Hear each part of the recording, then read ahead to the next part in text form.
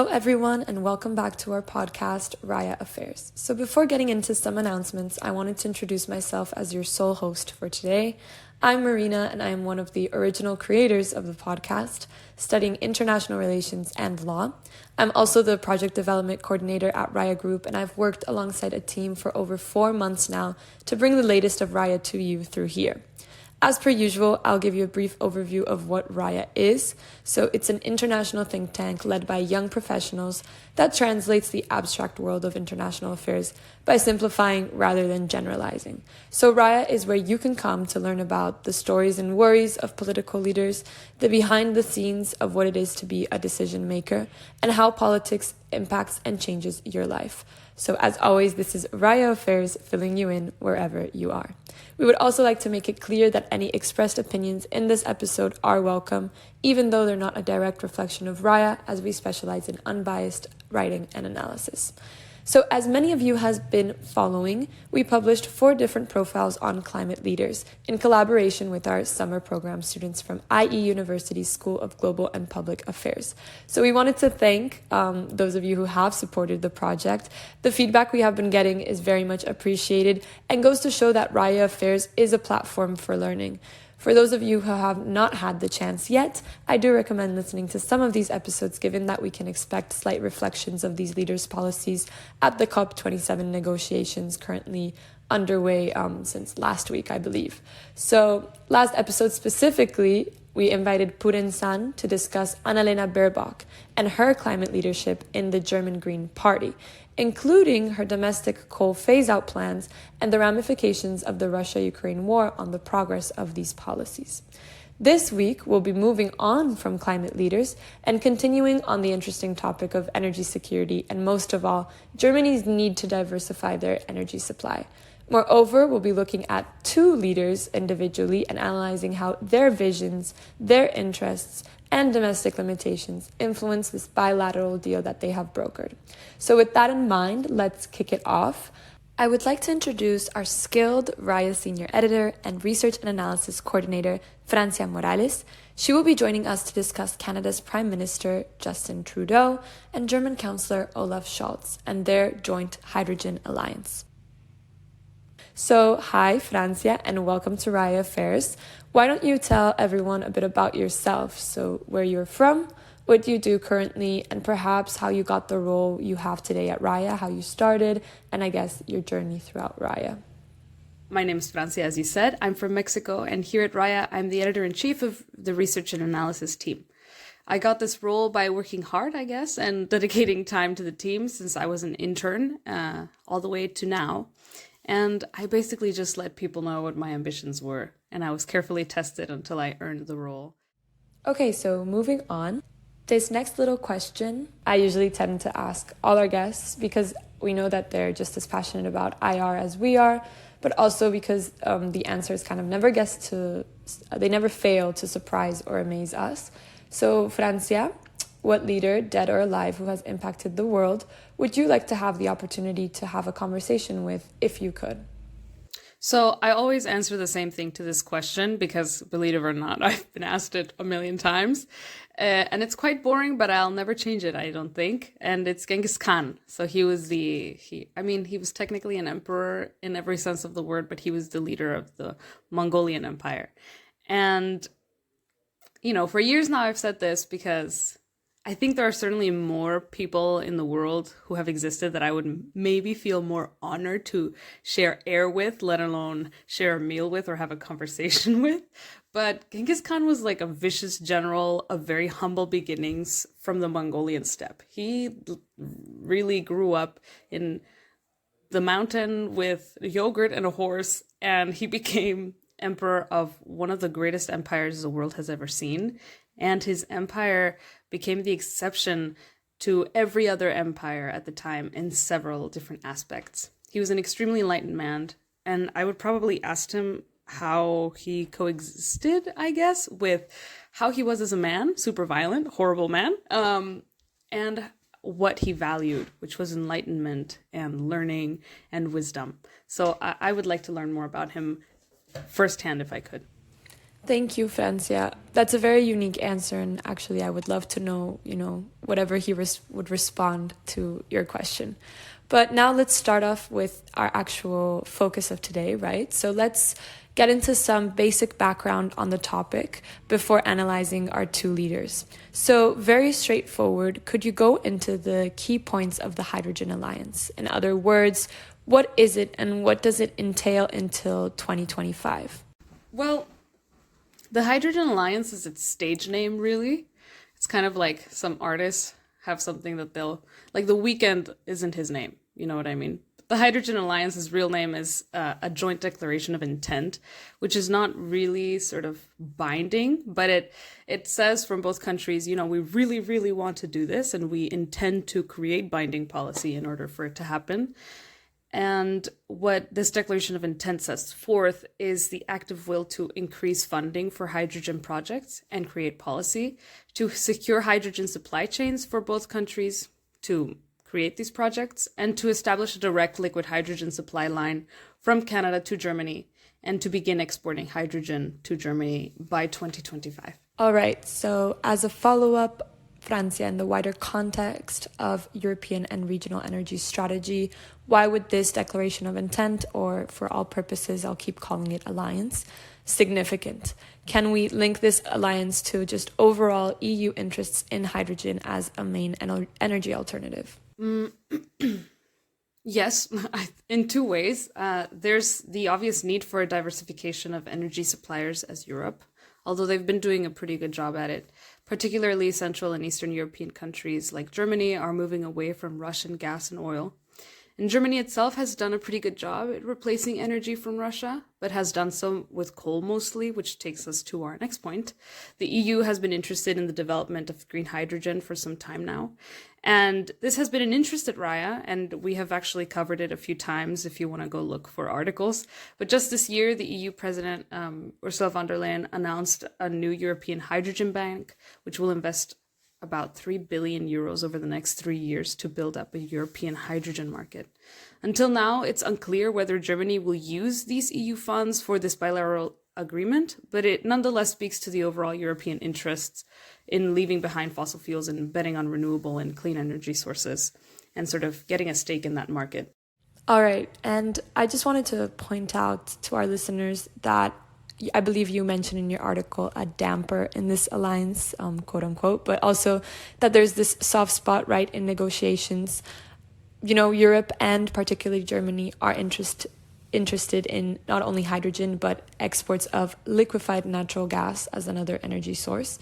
However, Canada's reaction to that has been one of refusing to include this in the agreement. So while we will get into Trudeau's more domestic pressures in a second, would you say that there's an overarching reason or a main reason why Canada cannot export liquefied natural gas for now? So I don't want to make it sound evil or anything, because it's really not. Technically, you could use the same infrastructure that they're building to export hydrogen, to export LNG. The problem is that Canada is a big country, and like the United States, it spans the whole American continent from left to right. And as of now, most of the LNG production happens on one side of the country. And Canada, a country trying really hard to stop their participation in fossil fuel production, would want to have little to do with whole new infrastructure or pipelines to transport gas from the west to the east coast and then to Europe. If Europe no longer needs Canadian LNG in a few years because they'll be using hydrogen, and hydrogen doesn't need these coast-to-coast pipelines, then it's not a very good investment for long-term returns for Canada, really. And especially with their domestic politics, some people would not be happy with building LNG pipelines that would cross First Nations land. Thank you, Francia, for the clarification. And as you said, it is a matter of infrastructure, of a technicality. And I think this is very linked to Trudeau's interests in the alliance. So as you mentioned in your article, Canada does not have the strongest mark in international affairs. We very rarely hear about Canada, despite them being a NATO and G20 member. Thus, with this alliance, it just becomes more obvious that Trudeau is looking to solidify Canada's position or their willingness for cooperation, right? through their position as an energy supplier. So they're looking to increase security through any means possible, and I think hydrogen happens to be one of the means. So what, however, are some of the bureaucratic and political obstacles that Trudeau faces at home that cause for such a situation in the first place? I don't want to overstate this point too much because, sure, Canada underfunds their NATO contributions. And this was actually a bit of a hiccup during writing my article because the person who edits me is the other research and analysis coordinator, David Salinger. And we had a bit of a kerfuffle over it in the edits. But in the end, he let me keep it because he thought it was, my argument. But Canada surely underfunds its NATO contributions, but so does everybody else up until this February. And really, nobody cared much for it. But also, Canada is one of the 2 member countries that's not in the European continent, the other being the USA. And they certainly don't have the military weight that the US does. But it also doesn't always intend to, right? So something that contributes to this is the complicated nature of Canadian defense policy.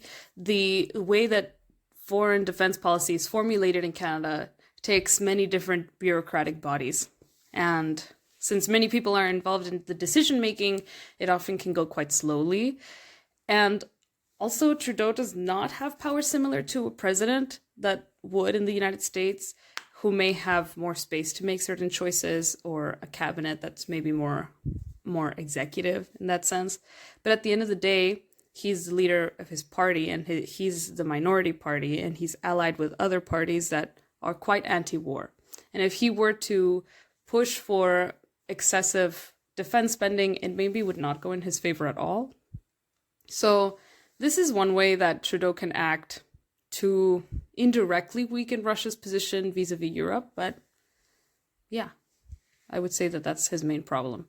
Slow decision-making and allegiance to his party's interests. And Francia, now that you have given us an overview and based on your understanding of the composition of the Canadian government and how it works, and going back to Canada's stance on liquefied natural gas, why is Trudeau not tempted to commit to Europe's demands? So what would he require from Europe and Germany that would perhaps give him the confidence to go forth with the LNG exports and everything that they entail? Trudeau would need more commitment from Europe that could compensate for the commitment that it takes to build these pipelines or new LNG ports in a quicker way than it's going to take to build all the hydrogen infrastructure, right? So things don't just cost money. And at the moment, Trudeau does not have infinite political capital, again, because he's a minority party in Canada, or he leads the minority party. And also, agreeing to supply more LNG wouldn't mean that those ports magically appear, and they would take also years to build, which technically Canadian companies are very willing to do because they would get money, of course. But what happens if years from now Europe no longer wants LNG? And again, you have all of those coast-to-coast pipelines that maybe won't have the return on business that Trudeau is looking for. It doesn't make it worth it for him. Definitely, Francia. And I think that this last question you propose is an implication to think about for the long term. And it links perfectly to the next question that I wanted to ask you regarding the country's energy strategy. I don't know much about whether they have a plan for liquefied natural gas, but they do have Canada's national hydrogen strategy. So what are the economic gains that Trudeau seeks from the alliance, connecting it back to this hydrogen strategy? Well, it's funny that you say that, because Canada certainly did have a natural gas plan, right? I mean, at least in the 20th century, they did. They're one of the main exporters of fossil fuels, or rather natural gas now, but still, Canada's an industrialized country. So their exports aren't something that will be essential to their economy, but Canada is a net exporter of oil, which doesn't exactly contribute to their goals of being a net zero emitting country by 2050. And the hydrogen strategy is a game plan so that the country has developed in order to get ahead in the race of market share for hydrogen exports. And Europe is a great market because they also have plans to be a net zero emitting union, and, all the green interests come together and people can make money.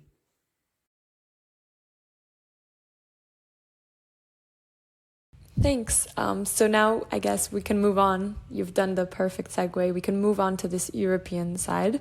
So we can discuss our second leader, Chancellor Scholz. So Germany's dependence on natural gas, oil, and coal from Russia prior to the invasion of Ukraine has been a subject, as you've said, but as I've said as well, that we've constantly discussed on this podcast.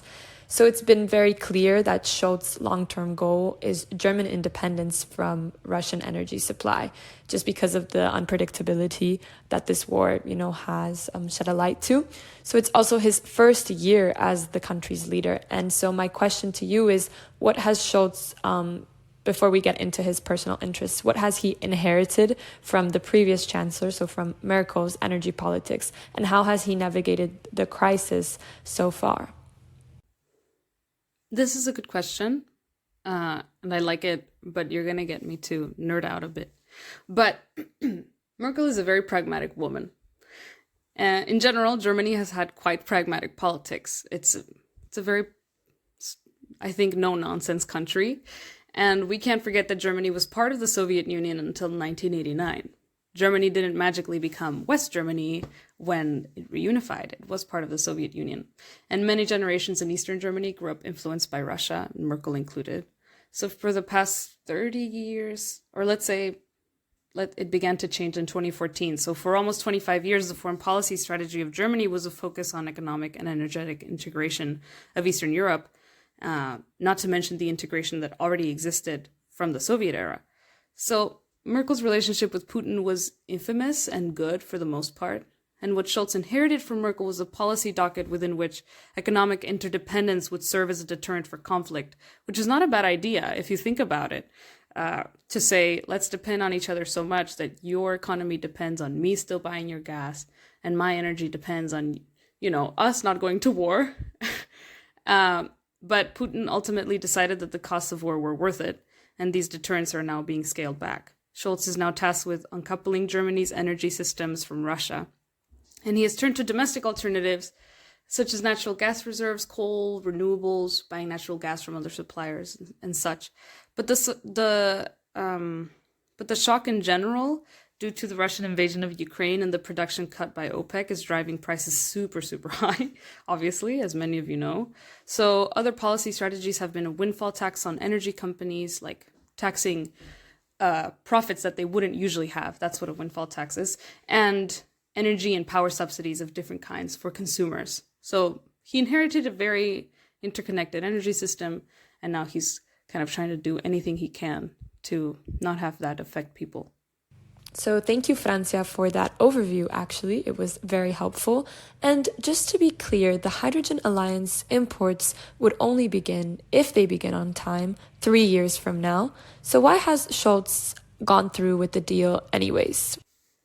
Well, for one, Scholz doesn't just have to think about fixing things from the war. He's also thinking about the commitments that his coalition, which includes the Green Party, has made to Germany's green transition. But also because some things don't just need a short-term fix. Like Germany has been buying a lot of natural gas from other places, and Germany then exports to other places in Europe. But still, they have, I think, what they need as of now to supply for the next few years, because there have been willing sellers of LNG to Germany, or of natural gas or oil. But the Hydrogen Alliance still serves both countries' purposes on the long term, and that's still important, not just to think about the short term, because there's a war. Exactly, and I think we can definitely highlight that it's a good alternative both for his environmental politics and then later on for what the price of energy, the cost of energy will be. I just want to move on now and discuss Scholz's actual actions. We've seen that he's been very practical in Canada with his visit, to sign this declaration of intent lasting 3 days. But I feel that his diplomacy has evolved also outside the country. So how has he really secured some energy suppliers and investments beyond Canada and as well beyond Europe? So I know that I mentioned specific countries in the article, and at this moment I can't recall them. But Scholz has not only gone to Canada, of course. In the first few months of the war, you could see both him and his foreign minister and his economic minister, so Robert Habeck, Annalena Baerbock, and Scholz himself, traveling to Africa as well, to some of the energy exporting countries there who have made some commitments to sell energy to Germany and to other countries in Europe. And so this is not new. Again, I think that you can't overstate desperation. You shouldn't overstate desperation. There is no, I think, scramble really, but Scholz definitely has pointed to his more historical economic ties with African energy exporters to secure, short-term energy purchases and supplies, as well as in Canada. But it's not something that I would say like a super main focus. No, definitely. And just to go into the specifics of what you did actually mention, when he did go to Africa, he did look at new suppliers of coal coming from South Africa. And he also decided to invest, or looked at opportunities of investing in Senegal's new gas extraction projects. So I just wanted to add that little detail in there. But before we actually finish off and go into a segment that we call the top 3 takeaways, I think we can definitely comment on how this deal, or how this declaration of intent for now is a win-win situation for both leaders. So the diplomatic impact has been very immediate, while the true benefits, as I've said before, of the hydrogen exports will go unnoticed until later on. Trudeau has taken, the extra step as a leader in, hydrogen production, while Scholz has found yet another alternative to Germany's energy crisis. So to tie it all together, Francia, do you believe that this deal will remain a win-win situation for both leaders when looking at it in the long run? Absolutely. Of course, I think it'll be a win-win. And not just for Canada and Germany. I think it'll be a win-win for any other country who's looking to become a hydrogen exporter, for anyone who has been slowly betting on renewable energy, and for anyone who kind of wants any real proof that we're moving to maybe a greener economy, because green hydrogen can be used anywhere where there's infrastructure for LNG. And that's pretty cool because it gives us hope that we're not just locked into our infrastructures for fossil fuel. It means that we actually have alternatives that are cleaner. It's not technically renewable, but alternatives that are cleaner, that are good for our environment, and actually can fuel the industry of economies. That's good news. Thank you. So you elaborated and you ended on a positive note. Perfect. So it seems we've come to the end of the first discussion. So before moving on to our last segment, which I'll explain in a second, but before that, of course, I wanted to know, we asked this of all our writers, what do you believe are the top 3 takeaways that our listeners should have regarding the process of research and analysis, of which you're very, very familiar with? So more specifically, can you relate it to what you've learned in your own process and how far you've come in really understanding and analyzing individual decision makers, and the way that they make their decisions? I think number 1 is you can't be in anybody's head, but they leave a lot of clues about what's in it. So pay attention. I think number 2 is don't let yourself get in your own way. So I think we can have a lot of personal paradigms about the world, and sometimes we get in the way of the facts that are right in our face, and to be attentive is a good second tip. The third one, in research and analysis, look at the whole picture. It tells a lot more than just a single part of the story. So again, looking at the Hydrogen Alliance in the context of everything that's happening, instead of just, oh, look, they made an alliance. Because why would they need to, right? They've been allies forever. But this speaks to something, I think, bigger. So those are the 3 tips. Okay, so you all heard it here. We always have to look at the bigger picture. And I think that's a perfect segue into this next segment, which we really enjoyed when we had our summer interns on RAIA Affairs. And this is a segment in which we call Connecting the Dots.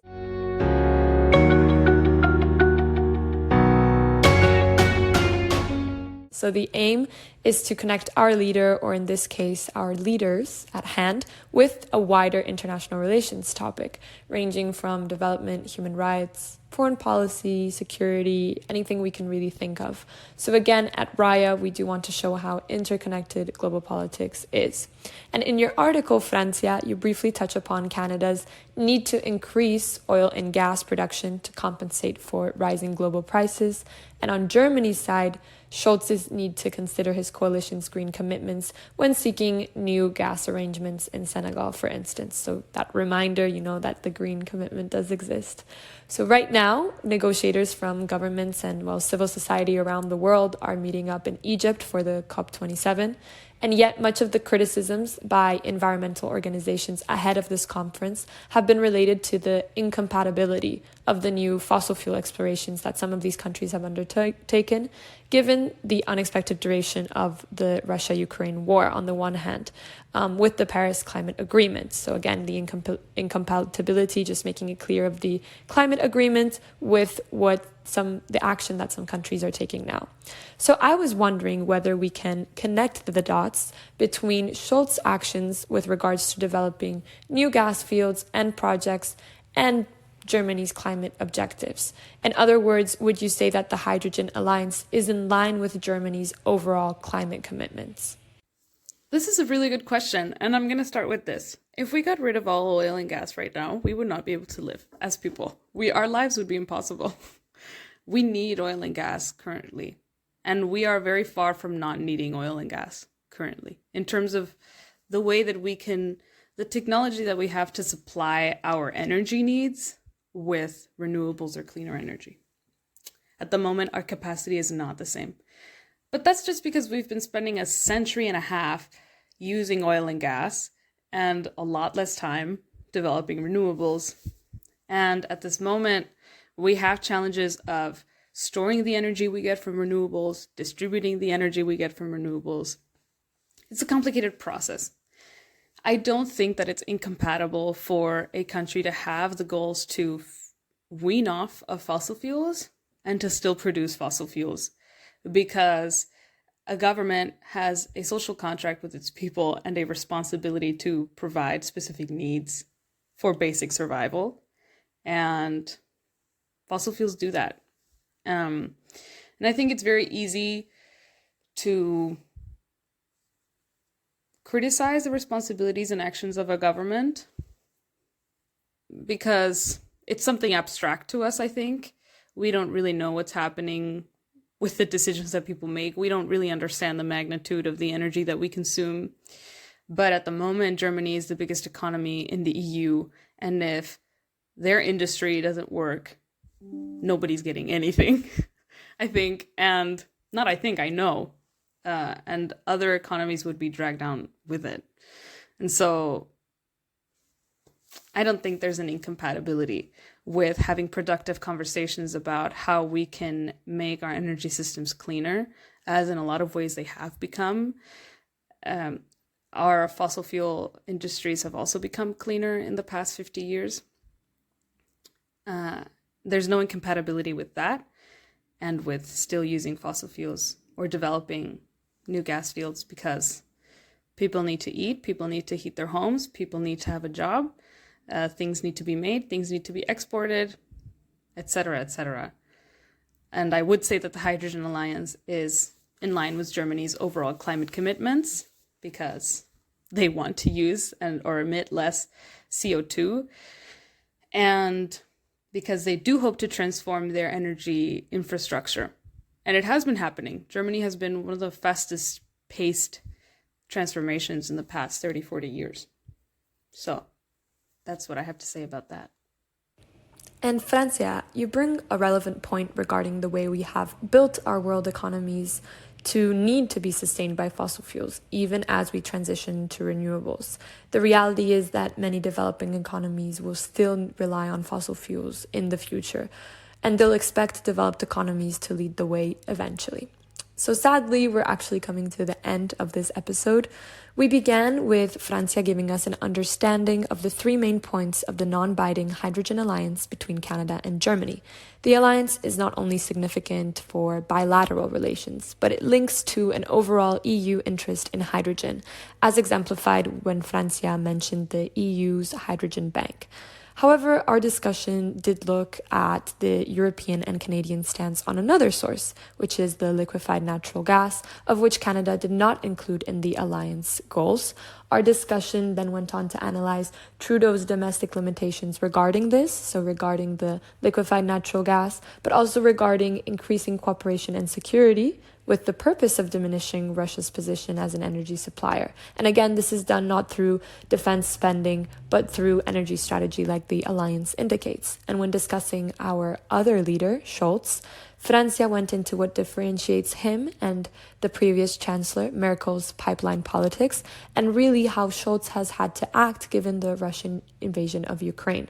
And I believe one of the most interesting responses that I got from Francia was on Scholz's pragmatic response in order to diversify Germany's energy supply.